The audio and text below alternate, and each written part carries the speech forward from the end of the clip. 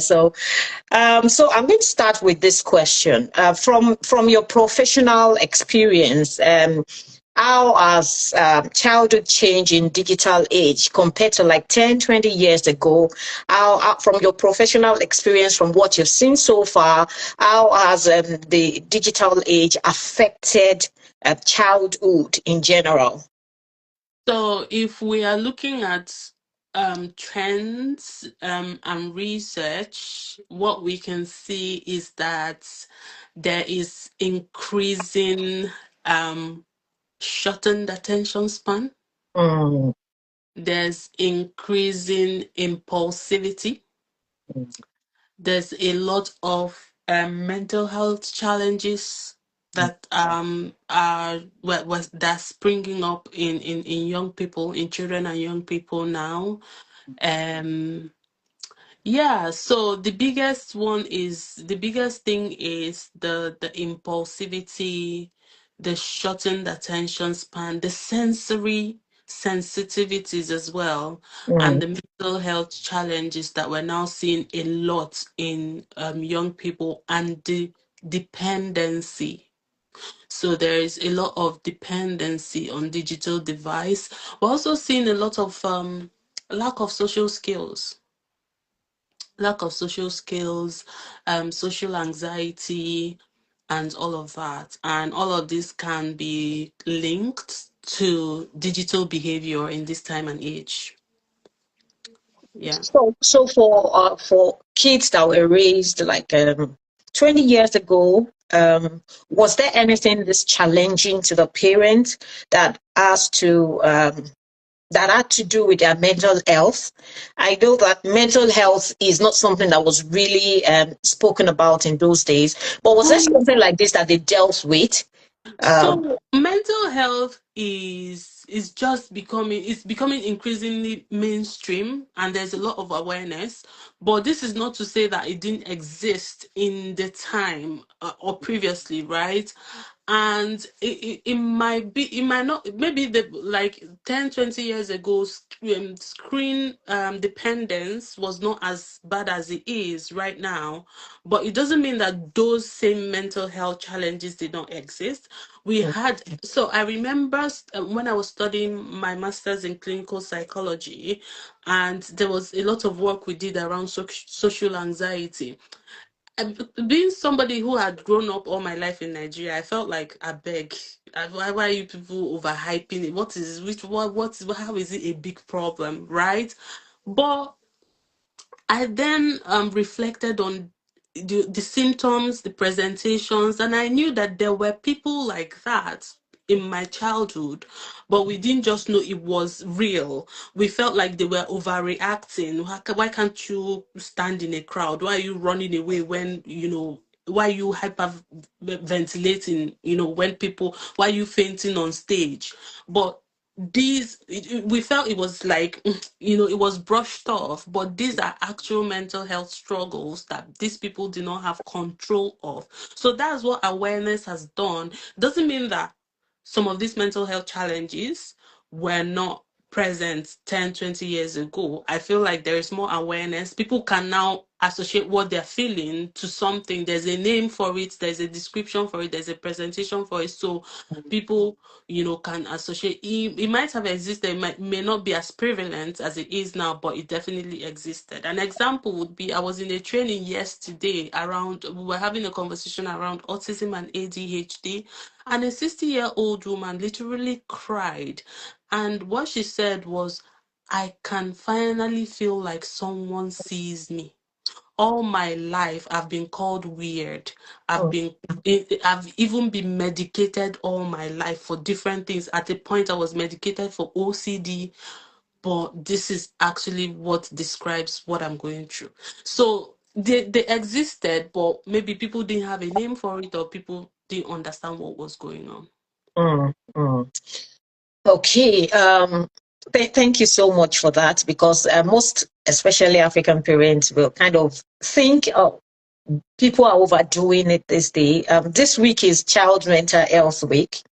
And Mm-hmm. I think it's good that we're talking about this, because for different cultures, different traditions, different religion. There are different boundaries and something that can make mental health to be tagged as Stigmatized. stigmatized. Thank you, stigmatized. So let me jump to this question. How does screen exposure affect toddler different from teenagers? Because parents will say, oh, my child, we even boast about it. Oh, my child can operate my phone perfectly. My baby can do this perfectly.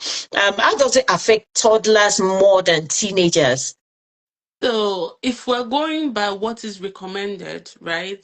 Mm. It's recommended that, so this is the recommendation by the World Health Organizations, and these Okay. recommendations are research driven, obviously. Okay. And the recommendation for children below 2 is no screen at all. Okay. So I'm saying that because I know how impossible that is for a lot of people. So Yeah. the recommendation for children below 2, so the moment from birth to 2 years, your child is not supposed to expose to screen. And let's define screen. Let's define screen. Screen Yeah. is not just phone. Yeah. Screen is not just phone. Yeah. TV is screen, computer screen is screen. Yeah. So that's the recommendation for 2 to 5 years old. That's preschool age. Is recommended 1 hour of supervised screen time. 1 hour of supervised recreational screen time. Then Mm. for school age, is recommended 1.5 hours or 2 hours of recreational. Now, this is outside of school work because some Mhm. people use it for school and tutoring and all of Mhm. that. And then they're saying for 12 to 18 years, that's your teenagers, 2 hours of recreational screen time. Now, if I were to ask everyone in the chats right now, how many of us are actually abiding by this, including myself? It's quite tough, but that is what is recommended on the average. But what I tell parents is when it comes to um it's not just the screens that is the problem, right? Is the screen, is the lack of balance, is the level of autonomy that we give our children around the screen, and is the lack of structure that we put in the screen, into the screen.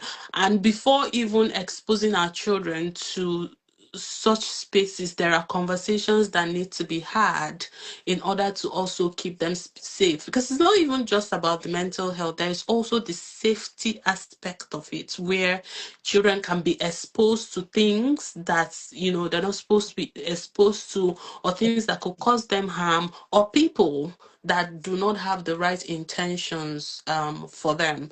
So it's a whole lot of work. I mean, if we were raising children prior to this digital age, our job would have looked different. But now, this is when the age we're raising our children. So it's like an additional job to the actual job of parenting, because you have to understand that your children are born into this time, into this space, know how to use some of these devices way more than you.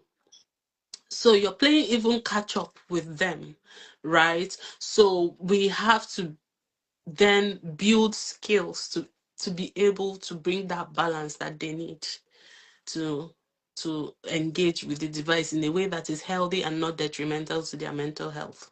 Yeah. Thank you so much. I was thinking about building balance. I could remember when we were growing up, when we started becoming teenagers, we the girls, there were things we were trying to make our mother do Mm-hmm. that were there were things that started happening when we become teenagers. Mm-hmm. So we started trying to teach her our kind of songs, teach Mm-hmm. her how we relate with people. We want her to talk that way. It was Mm-hmm. quite difficult for her. She's just somebody that is very she wants to explore and see what we are doing. So she tried to catch up with us. And I think it's more difficult for the generation of the parents that we are in now, Mm-hmm. because trying to catch up with these kids, you just have to be constantly on your toes. Yeah. You cannot catch up. So that shouldn't be the goal, right? So I don't think the goal should be to catch up. I think the goal should be to be present. Yeah. right? So you want to create a home atmosphere, an environment and a relationship, because whatever it is that you want to teach your children falls on the backdrop of the relationship that you have built with them. That is the foundation of any other thing that you want to do. See, even all the struggles that we have in parenting, and there's no single parent that doesn't have a parenting struggle. Every struggle that we have in parenting, whether you be able to navigate it with ease and successfully, that would depend on the quality of the relationship that you have with your children. So I tell people that don't focus on, oh, my child is lying, my child is doing this, my child. Focus on the foundation, which is how can I build a solid relationship with my child? Because on that relationship you can teach, on that relationship you can influence, on that relationship your child will trust you to bring things to you and to have conversations with you, because there are some things that your children will be doing that you can never find out unless they're the ones that tell you. Yeah. Mm. So it is really the focus is really building a safe environment in your home where they feel safe enough to be transparent and to be present and aware and to trust your guts, because sometimes some things to sleep under is just your guts that will tell you, oh, check or do this or have this conversation, and then things will be opened up to you. So if it's trying to catch up, do you know how many apps that come out in a do you know do you know how many apps that come out in a day? Do you know, like, my son is 8, there are things that he can do that I have no idea of, right? I can't even, like, I'm like, sometimes they're saying things and me and my husband are like, okay, what is that? Where is that one coming from? So the goal is not to catch up. The goal is really to be present and to be aware and to build that relationship that is required for them to be able to feel safe and comfortable with you. Thank you. Speaking of relationship, how important is it for parents to model um, screen use and exposure to all of these things? Because I know that children will usually um, look at our vulnerabilities and build mansions around it. Yeah. Look at where they can easily hide and you won't be able to say much. So how important is it, is parental modeling, how important is that when it comes to the use of screens and So digital stuff? So as much as we want to say, oh, children are using screen a lot, I feel like parents are also using screen a lot. Like, we're all zombies when it comes to this screen thing. We're all addicted. But one of the things is, again, what are you using the screens for? Because I'm on my screen a lot. I work from home. So the communication that I have had with my kids is that many of the times that you see me on screen, it's actually work. Right. There are times when they come and say, oh, you're not working, you're watching Instagram. So, right. So, but we have to have that conversations with them where they know that it's actually, there's something called entertainment, recreational screen use. Then there's actually, just like them, if in school they use their iPads for school or for classwork, that is screen time, but is not recreational. So there are two different things, is to be able to separate that. And I think one of the ways to also bring that rhythm is if you create a culture in your home where there's actually a no screen use time or screen free zones. So for example, dining tables for eating, no screen in this area. There are no screens in the bedroom when it's sleep time, So creating those opportunities where, you can have moments where everyone is being accountable and not using their screen. But again, you also want to be this is not to say, oh, I'm the parent, I can do anything, but how I would have that conversation with my kids is my brain is more developed than yours, right? So because I have a fully frontal developed brain, the impact of the screen on me and my brain would not, because the how I have had that conversation with them so far is from brain science. um my daughter is 11.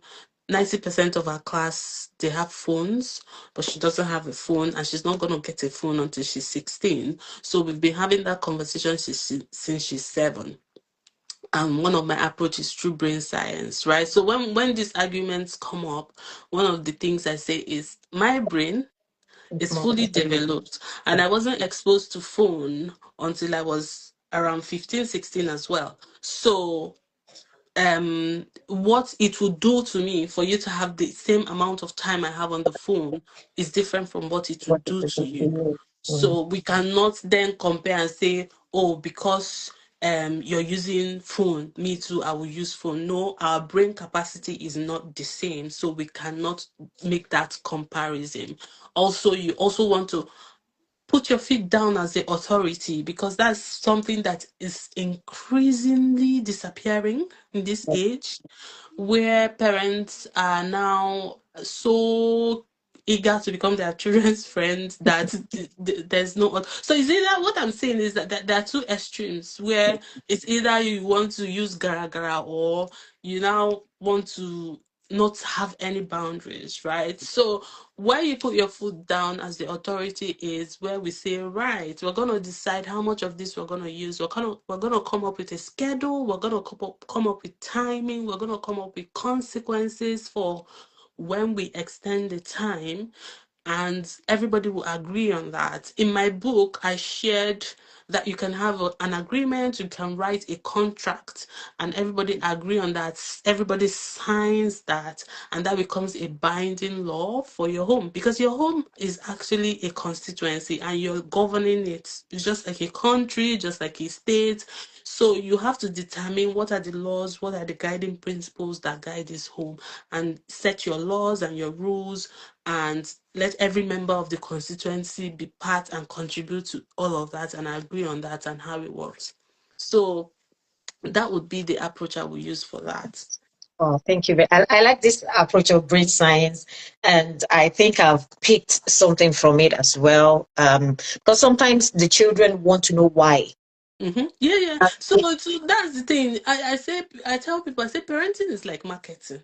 So the problem is that we lack communication skills. So we don't even know what to say. We just want to say, "Ah, just because I said it," or you enter into shouting mode. But if you can actually sit down and articulate the facts and the figures, and you actually help them see, this is why you can't do this. This is what it would do if this is what will happen if you do this, they will buy it. Like, and the moment they buy it, there's nothing any other person will tell them. They just even become ambassadors for it, yeah, right? There's nothing anybody would tell my daughter now. Yes, of course she's a child. Of course there are moments where she'll feel like, oh, I want to have a phone just like my friends, but she understands why right. she doesn't have a phone, and it's not because we cannot afford it. It's not because I don't like her. It's not because I'm trying to cage her. Is because there's a benefit that she can see in it, which I have sold to her. So she's able to understand and not make a fuss about it. Yeah. Thank you very much. The kids we have now, they ask a lot of questions, and if you don't have the right answers, they know that that's Mhm, not right. You're just trying to cover up, and mhm, it can make them really do a lot of things. They can start rebelling. A lot of things can happen from there. I just want us to go into the mental health effect of it right now. I watched a documentary on BBC about the beginning of last year or the ending of 2024. I can't remember when. And there is this, I don't know if you know about it. There is this hospital that's been set up for screen addiction in London. mhm, Um, I watched a documentary and a lot of things went through my brain. And I looked at those kids, I was like, it just started as a simple thing, like a simple, let him just do it, let him just go on, let's just have some peace in the house. He's okay with his game. He doesn't go out, he doesn't drink, he doesn't club, he doesn't go anywhere. It's just with his screen. And it became something really dangerous for them. Mhm. What are the most common mental health challenges you've seen today linked to digital exposure in your line of work? So there are lots of them, and it looks different in different children. And I'll bring a balance to it at the end, because when it also comes to restrictions and balance, it would look different for a child who is neurotypical as compared to a child who is neurodivergent. One of the major things is the sleep disruption. Mm, So it looks simple, like, oh, my child is taking 1 or 2 extra hours during bedtime to scroll and all of that. But that changes the sleep cycle, right? And it has a ripple effect. So you don't sleep at night. In the daytime, you become irritable, agitated, you're not settled because you have not had a good sleep.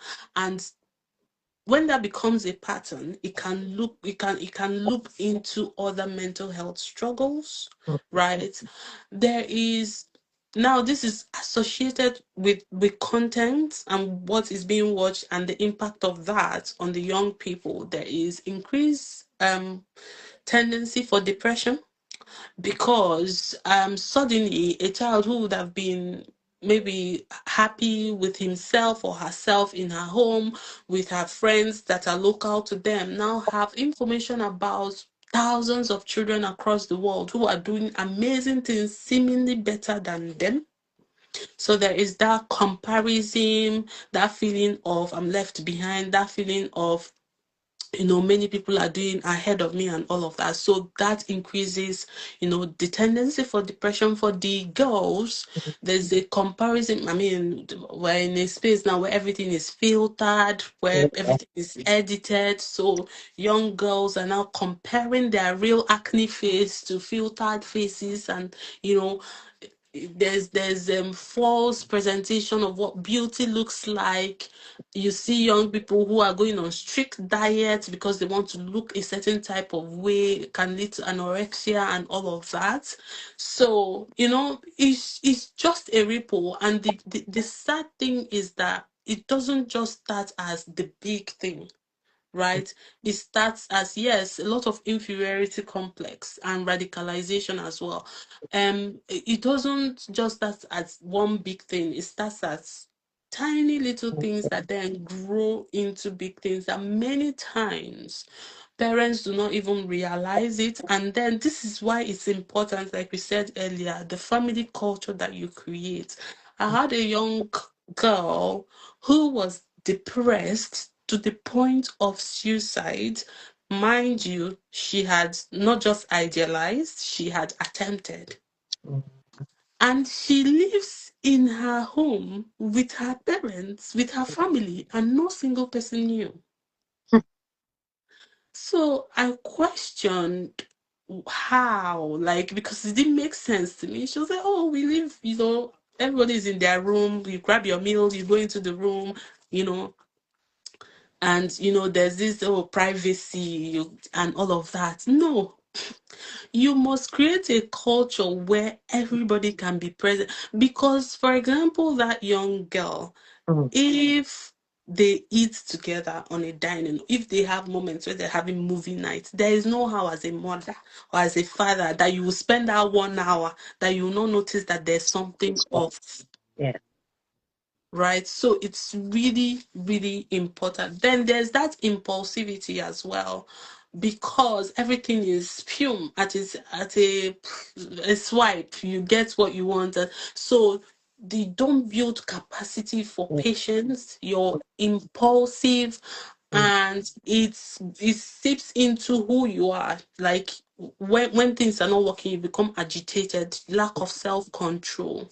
mm, There's the addiction bit to it, because now you're obsessed, you're dependent, and when it's not there, you cannot cope, right? And whenever something controls you to that extent, is an addiction, and it's the same thing. It's the same brain rewiring that any kind of addiction has, whether sex, whether alcohol. It's the same thing. As far as you cannot control, you don't have your own control over yourself. So that impulsivity is there. Then we talked about the lack of focus. We talked about the lack of social skill, which can lead to anxiety, social anxiety, which is a mental health problem. You can no longer function in social spaces. You can't interact with people, right? You're just isolated, which further exacerbates whatever mental health struggle. The isolation further exacerbates the mental health struggle that you're having as well. And then there is a tendency for self-harm, right? It's just like the young girl that I have shared. Most of the content that, unfiltered content that these children consume, especially when there's no relationship, where there's nobody to talk them through that, they take it hook, line, and sinker, and they start to it starts to seeping, and it can lead to a lot of things. So yeah, it's endless. And are we talking about grooming, are we talking about like the kind of harmful exposures that young people can have? Are we talking about the influence, gang? So we have a lot, and the impact is way too much. Yeah, thank you very much. That was really rich. I was trying to put down some notes. That was really rich. Like I said when we started, if you are listening, you can take notes. Just keep them for future references, because I know you might not come back to watch this video. So that's one of the things you can do for yourself. Take notes. This is like a learning space, and it's good for you to really make good use of it. Like I said, people will pay for things like this to get knowledge about these things. But the reason why it's free is to give support for all the parents around us. And I believe it's going to help. I want to ask this question. So when we talk about addiction and all of it to the screen, how do you know your child is not coping well with screen? And what should a parent look out for? Because sometimes because most parents are not really familiar with these things. Our generation is like the first generation to raise children in this kind of environment. What are the signs to look out for, and what should you do? What steps should you take, even as a parent? So the first thing to look out for is, how long is your child spending on screen? That's the first thing. How dependent are they on the screen? That's one. What is their reaction when that is taken away? There are children that when you take away the screen, they will break the whole house. They are rolling on the floor, they are crying, they can't survive. Can your child survive 2 hours without screen? And these are things that, we all have the tendency. We all. So there's something I started doing last week. Just last week, I switch off my phone in the morning and I don't put it on till 6 p.m. And that was me realizing that this piece of thing, you cannot control me, right? And we should do that for children. Yeah. It's our responsibility to do that for our children, to say, no, today, nothing. If we die, we die. If we perish, we perish. And you see, when I started this thing this week, right, I just realized that I was attached, and I put off my screen. When I put it on by 6 p.m., nobody died. Nothing happened. Everybody was still fine. So it's also something you want to demonstrate to your children. Oh, so we'll use this today, this week, we're not using screen. And they will cry, they will complain. You find entertainment, you do what you can do. At the end of the week, you sit them down and say, did anybody die? Nothing Nobody. happened. Do you understand? Nothing happened. Yeah. Then you point out the positives for them, depending on your age, the age of your children. If they are older, it might be a bit tougher, Yeah. right? So, but it is our responsibility to help them regulate. So Yeah. that addiction simply means that something is controlling you, Yeah. that you no longer have you can no longer regulate your impulses, right?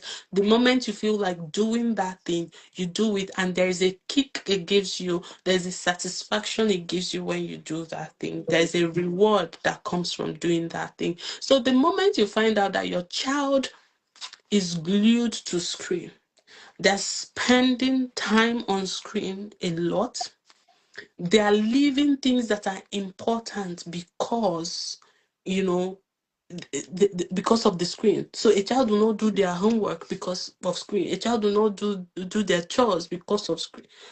It's a problem now when you're not doing the things when it is interfering with your life and your productivity, then it has become a problem. Then Problem. you also want to look at how do they respond when I actually take that screen away. If they react like they're going to die, you have a problem on your hands, Yeah. Yeah. and then you need to do something like ASAP. So, Yeah. thank you very much. That's been really helpful. One of the things that we personally do is plugging our phone far away from the bed, Mm-hmm. and we don't let the kids plug their phone in the room. Mm-hmm. Um, we all get it far away from the bed, which has really helped us. Um, and another thing I've been doing, like you did something recently, is that I stay in a separate room from my phone. Mm-hmm. Like you said, nobody died. I'm like, nothing is going to happen to any, because Yeah. what do you think? What if there was emergency? What Emergency. if, They call me. If they don't get me, they call another person. exactly. If they don't get me, they call my husband or something. So I'm like, oh no, I have to get this thing away from me.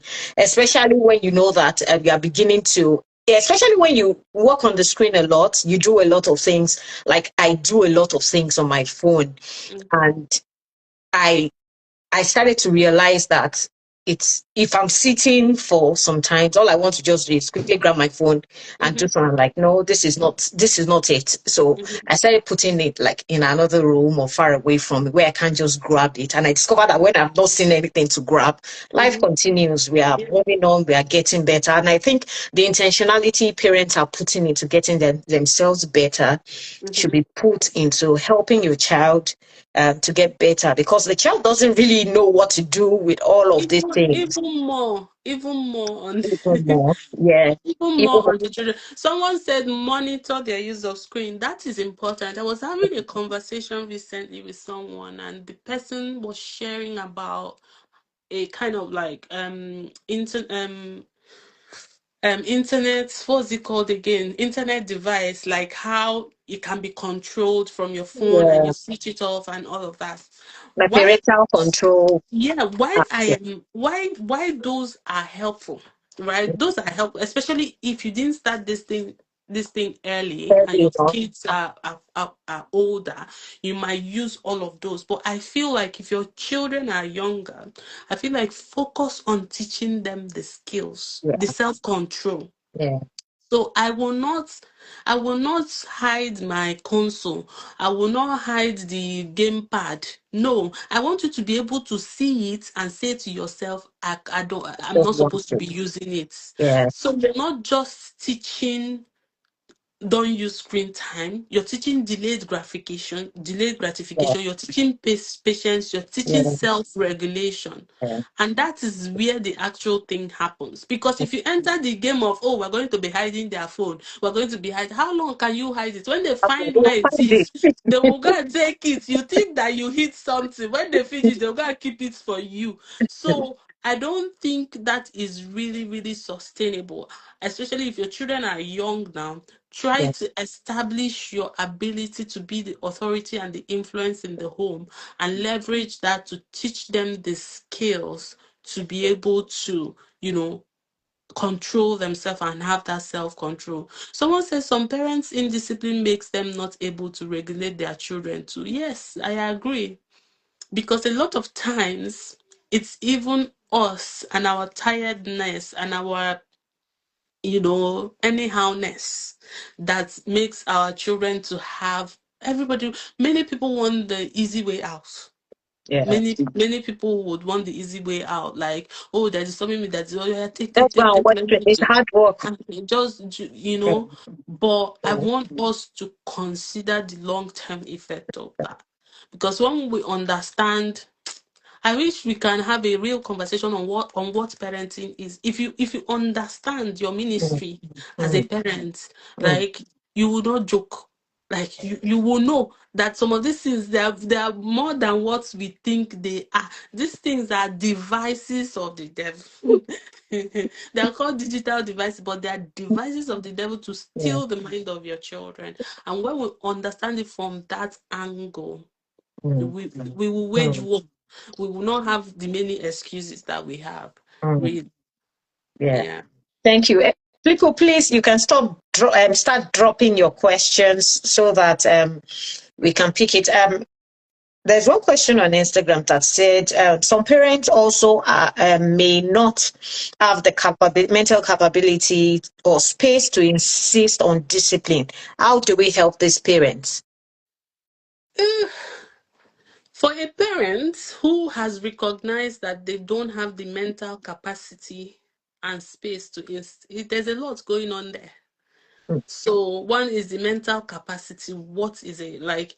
And I understand that many of us are on a different journey. Many of us are dealing with a lot of things, and sometimes you can be overwhelmed, understandably, and you just want your space. But I also want us to think about it like this. We're not talking about one-off moments. mm, I have those moments as well. I have moments where I have had a long day or a long week, and I'm like, okay, what will happen if you have extra 2 hours of screen time? Nothing will, just have it, let me have my rest. We mm, have those moments. yeah, But when it becomes a problem is when you're home, when there's no structure in your home. mm, So sit down and think about, and it starts from after this conversation. You can actually go back, or this weekend go back to everybody in your home and say, let's sit down and talk talk. about it. Yeah. And this is what we want to talk about. This screen thing, this is what I'm finding out. This is how it is making us. This is what the harm can be. And I want us to do something about it. Mm, mm, mm, You throw it back to them depending on their age. What do you think? I want us to reduce, the hours and all of that. Hear from everyone. Then you already have in mind what you want to do, but you're just giving them that fair chance. And in that time, something good can come. So a suggestion can come out that might be really helpful. But if you feel like, depending on who your kids are, some kids are manipulative as well. So you already have your backup plan. And then you draw up, you know, a timetable, right? It can be okay. And see, you cannot go from 0 to 100. If yeah. your kids are spending 24 hours on the screen, you can't just come and say, oh no, we are no longer, it's not possible. You're not being realistic. So depending on where they are now, you can gradually taper it and reduce it. And you want to explain why. Yeah. Explain why. Look for papers, look for articles, send it to them. Yeah. What are the effects of screen? Look for videos, send it to them. See what I'm seeing, see what happened to this child, see what they said happened to these people because they're using too much screens. Mm, Children are impressionable, and you want to also use that in a positive way. mm, mm, Then mm, establish that routine and rhythm. How many hours are we cutting short? What days are we saying no screen in the home? And everybody will be accountable for it, right? yeah. And it's okay if you fall off the wheel every once and again. If I'm telling you that you not fall off the wheel, then I'm lying to you. It's okay, but don't make it a pattern. Don't just leave your children and say, yeah, anyhow, I'm tired. God looked at you and said you have the strength to be able to raise those children. So believe it and stand on it, Mm, right? And when you talk about insisting on discipline, when I started this conversation, one of the things I said is for you to be able to discipline, it is highly dependent on the relationship that you have It's a built. child, yeah. Discipline is easier when there is relationship. So it might also be that if you feel like you don't have that relationship, focus, give yourself 3 to 6 months and just focus on building relationships. So maybe the conversation you need to have is, guys, I feel like I shout a lot. I feel like the relationship we have is not good and I'm trying. How do you give me feedback? What do you want me to do differently with you guys? How can we make our home more peaceful? How can we make sure that we're enjoying each other's company? Maybe that's the conversation you need to have, and then start from there and build up, because you cannot have influence when you don't have relationship. Yeah. Thank you very much. We have another question. I think we're having questions coming now. What kind of age appropriate replacement activity have you used that works for you? What kind of age appropriate replacement Replacement activity? activities, yeah. All right. So one of the things, and this is quite interesting. So my kids, I don't know. So I say this because now, if this is something that I have been intentional about. So it might be different for somebody who is just starting in the middle, right?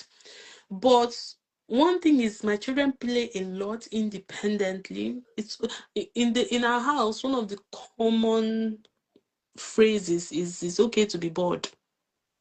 It's okay to be bored. I'm bored. It's okay to be They bored. Go say and do. that a lot.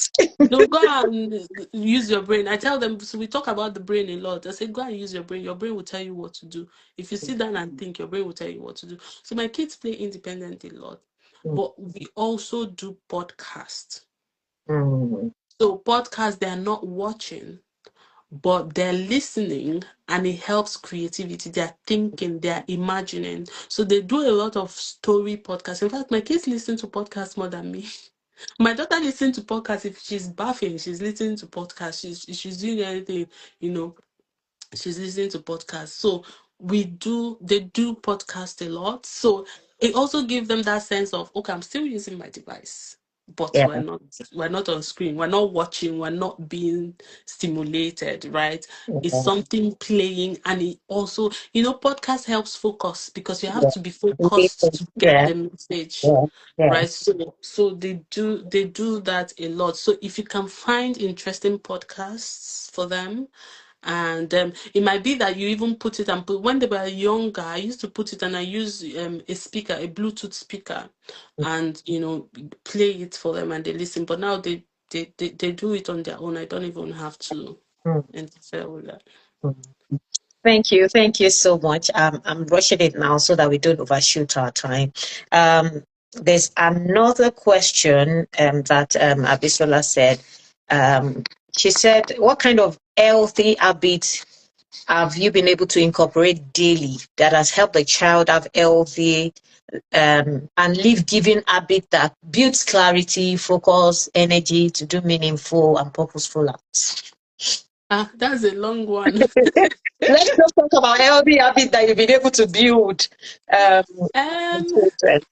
so the thing I'm thinking of how to answer this question, right? So when we see, what I want everyone to leave with from this conversation is that it doesn't really have to be that hard.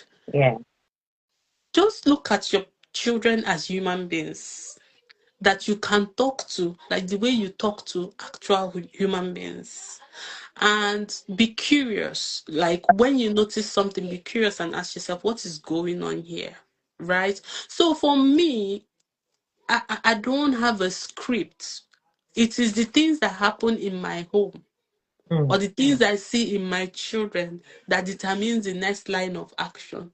mm, Right? So if mm, I feel like I'm seeing a behavior, or I feel like these children, they have been saying I'm bored, I'm bored, I'm bored, right? So maybe tomorrow I'm going to go out, I buy a pack of A4 paper, buy a pack of pen and color. Oh, you'll be saying you're bored.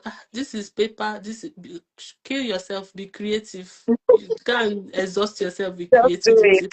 Do you understand? Yeah. It can be that I then put in maybe I structure my day to put in maybe 1 hour at the end of the day. We'll just walk.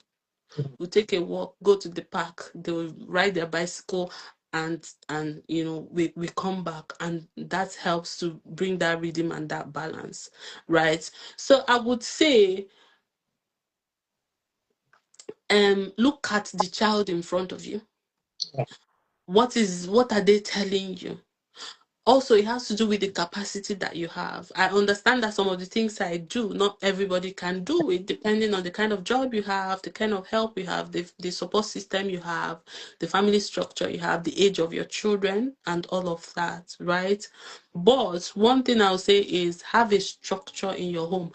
And structure doesn't have to, and when we talk about structure and routine, people also overthink it. We should learn to stop overthinking things, be calming down, just be a bit easy on yourself. Structure means what happens in your house in the morning. Mm. From the time they wake up and to the time they go to school, what happens? What happens in your house from when they come back from school? And what happens in your house in preparation for bedtime? So let it be structured, right? And if you're able to get that blocks right, that's almost the full day. Yeah. Yeah. And the other ones will be fillers. And the other ones can actually be filled with independent play. And you don't have to do so Do much. everything. Yeah. And so most times when we talk about this, people think maybe I sit down, I have one spreadsheet where I say today we're going to do science projects. I don't even have that time, honestly, if I'm being honest to you, right? So most of the time it's actually like independent play, right? And then we actually have a structure. We know what happens in the morning. We know what happens when we get back from school, which takes a chunk of 2-3 hours. We know what happens when we're ready to wind down to sleep and all of that. And if you're able to get those blocks of time right, then the bulk of your work is done. Then introduce your children, look at them, look at what they're interested in, and expose them to that. Do they like drawing? Do they like painting? Do they like playing football? Look at what they are interested in. If you have the capacity to expose them to that, they have healthy hobbies that also take a chunk of their time, because most of the time what actually causes this screen time is too much time on our hands, Yeah. too much time that is not structured, too much time where a child doesn't know what they're supposed to be doing and nobody is guiding them on what they're supposed to be doing. That's what is giving them that, what else are we going to do? We That's it. just go on the screen. So yeah. Thank you very much. When you said look at your child, because what really works for one might not work for the Yeah. another, like you said. Yeah. Recently, my son's play in the house feels like an earthquake. Yeah. I've got a 14-year-old, I've got 11, I've got 7. When they're playing, I feel like the house is going to crumble. But I'm that person that learns to calm down. If they want to play, if they Mm-hmm. want to run around, I give them time. I just ignore the noise and I assume that everybody's going to be safe at the end of the let day. me let me give you a secret. Just buy a trampoline. We have one. So let them. We So have one. it's also There's like, just a lot in it, but you know, in yeah, the winter, in the sometimes they can't winter, go yeah, out, in the so they're weather, always in yeah, the house, and the yeah, noise is really, really much. But sometimes I just let them be. It's not mm, going to last more than 10 minutes. They'll be fine and start yeah, doing something else. yeah, I think the dynamics of the family will also help to decide on how you want to entertain your children, and just give them something else to do apart from yeah. this screen. I want to say thank you so Can much. I I don't know say if you've got something final words, yeah, before for we wrap up, yeah, right? Because there might be people on here who are watching who have neurodivergent children who are hyper fixated on their device. Please don't beat yourself up. The game or the rules are different. yeah, Right. So for a neurodivergent child, screen time might mean a lot more than it would mean to a neurotypical child. While you still need some boundaries around use, around timing, it will not look like what it would be for a neurotypical child. So if you're listening and feeling like, oh, am I doing this? Am I doing that? Screen time helps some neurodivergent children to regulate. Screen time helps the way their brains are wired for some of them. So don't beat yourself up. If you're looking for how to set boundaries around that, then look for a professional and work with a professional to set boundaries around that. But don't beat yourself up because the rules are different, really. Thank you. I actually wrote it down. I was going to ask you to speak about it, but Yeah. just mixed it up. Thank you very much for coming here. Can we just type thank you to Dr. Vivian here, everyone online. Thank you so much. It was a really good time for me personally, and I'm sure everyone that has listened to you has picked one or two good things that they're going to apply to their family. I'd say thank you once again. Thank you for deciding to spend your time with us. We hope to see you again, have you again some other time, Yeah. so that we can learn more and more and more from you. Yeah. And if anyone here is looking for practical tool that can guide you, like if you're looking for those conversations to have with your children, how to set those boundaries, how to put those structures in your home, I have a book that I have written, Parenting in the Digital Age. It has a lot of practical tips, like step by step for each age group, what to say, how to say it, what to do, how to write that contracts and agreements with your family. Just check on the search on Amazon and then get search Dr. Vivian on Amazon and you'll be able to get a copy of it. I can send you people link. Yeah, all right. Yes, you can send to me. I can Someone send you asked the link. one question. Can you explain the two terms? I What think is it was about neurodivergent and neurotypical. Oh, right. Neurotypical means neurodivergence just means that the way our faces are different, our brains are different, right? So that's in simple terms, that's what neurodivergence mean, that our brains are wired differently, receive information differently, and just different, just the way our faces are. Then neurotypical is the typical way of thinking, which is where many people fall into.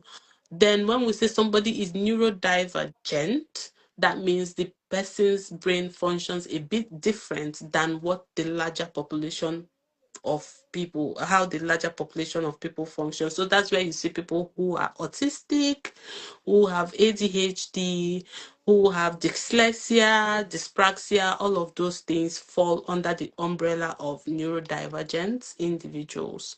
So yeah. I think you've answered that. I don't know. Do you have any other thing you like to just drop before we leave? Well, generally speaking, I would say that parenting is hard work, and parenting in the digital age is harder work, and parenting in the digital age in the West is a different cup of tea. I agree. And but I know that, like I said, that God looked at you and said you have the capacity to raise this child in this time and in this age.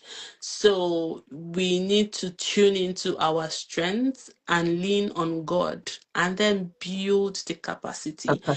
Grace does not fall on you. You have to, yes, there's grace, the grace of salvation and all of that, but the actual work that needs to be done requires you to actually do some work in building capacity, in gaining knowledge, in learning the skills.